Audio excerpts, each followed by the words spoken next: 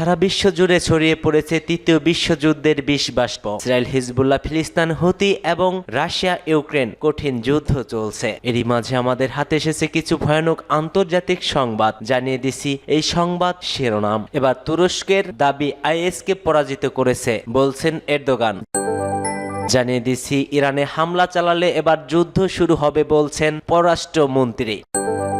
অন্যদিকে ইউক্রেনে শতাধিক ড্রোন হামলা চালিয়ে যাচ্ছে রাশিয়া।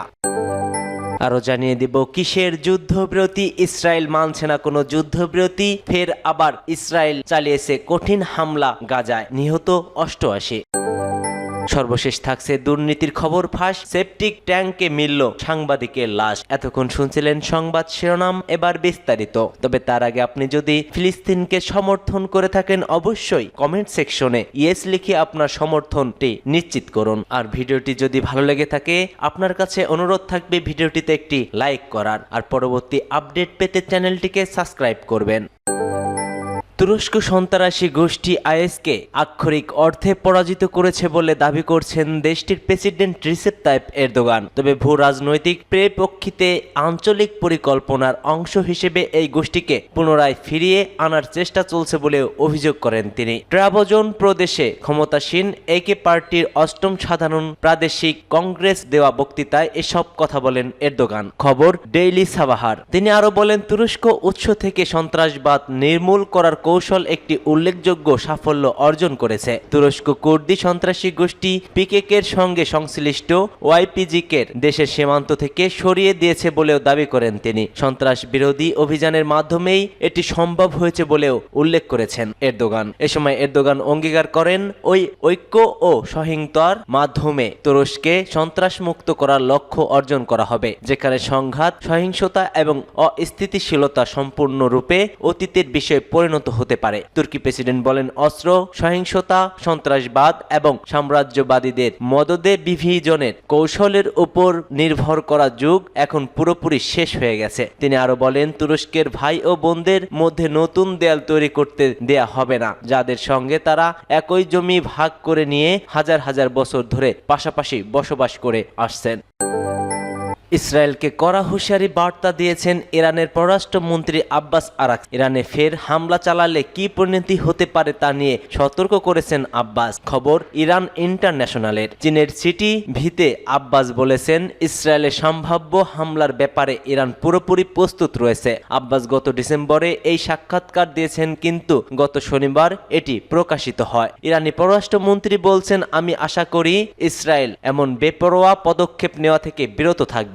এমন পদক্ষেপ নিলে পুরো মাত্রার যুদ্ধ শুরু হওয়ার সংখ্যা রয়েছে। এদিকে গত 3 জানুয়ারি ওয়াশিংটন টাইমস অফ মার্কিন সংবাদ মাধ্যম এক্সিওসে এর পরবর্তী প্রতিবেদনে বলা হয়েছে, বিদায়ী মার্কিন প্রেসিডেন্ট জো বাইডেন ইরানে পরমাণু স্থাপনায় হামলার পরিকল্পনা করছেন। শুধু পরিকল্পনাই নয়, প্রস্তুতিও নিতে শুরু করেছে। প্রতিবেদনে বলা হয়েছে, ইরান পরমাণু অস্ত্র ব্যবহার শুরু করলে যুক্তরাষ্ট্রের প্রতিক্রিয়া কি হতে পারে, মূলত তা নিয়েই প্রেসিডেন্ট বাইডেন প্রশাসন শীর্ষ কর্মকর্তাদের সঙ্গে বৈঠক করেছেন। হোয়াইট হাউস জানিয়েছে, জাতীয় নিরাপত্তা উপদেষ্টা জ্যাক সুলিভান প্রেসিডেন্ট বাইডেনকে বিভিন্ন পরিকল্পনার কথা জানালেও বৈঠক এখনো পর্যন্ত ইরানের বিরুদ্ধে সামরিক পদক্ষেপ নেওয়ার কোনো অনুমোদন দেয়নি।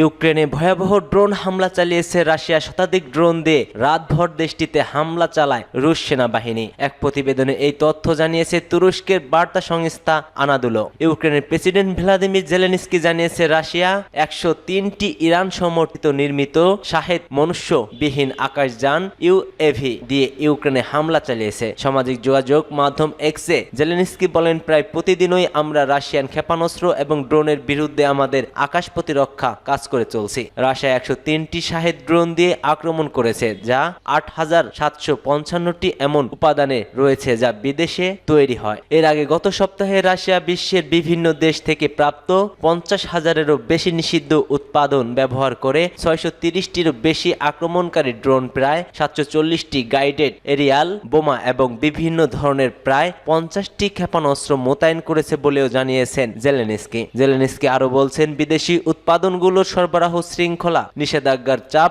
অপর্যাপ্ত রয়ে গেছে। রাশিয়া তার প্রয়োজনীয় উৎপাদন এবং উৎপাদন সরঞ্জামগুলোতে হাতে পেয়েই চলেছে এবং সেগুলো ইউক্রেনকে আত্মঘাতী করার জন্য ব্যবহৃত অস্ত্রগুলোতে ব্যবহার শুরু করেছে।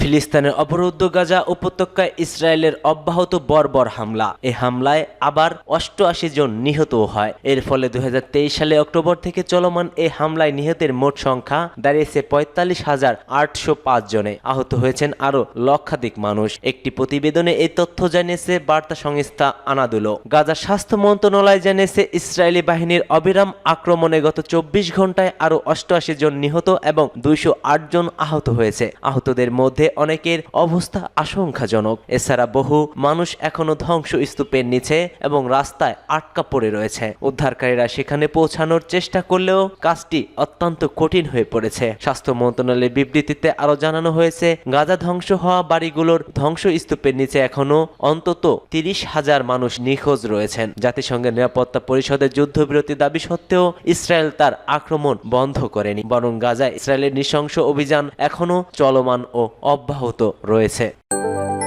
সাহসী সাংবাদিকতার জন্য অনেকের নজর কেড়েছিলেন ভারতের ছত্তিশগড়ের ফ্রিল্যান্সার সাংবাদিক মুকেশ চন্দ্রকর। আবার অনেকের চক্ষুশূলও হয়ে উঠেছিলেন তিনি, আর সে কারণেই হয়তো নৃশংসভাবে হত্যার শিকার হতে হয়েছে তাকে। সম্প্রতি 120 কোটি টাকার একটি প্রকল্পে দুর্নীতির খবর ফাঁস করেছিলেন মুকেশ। প্রশ্ন উঠেছে, এই তথ্য সামনে আনার জন্যই কি খুন করা হয়েছে তাকে?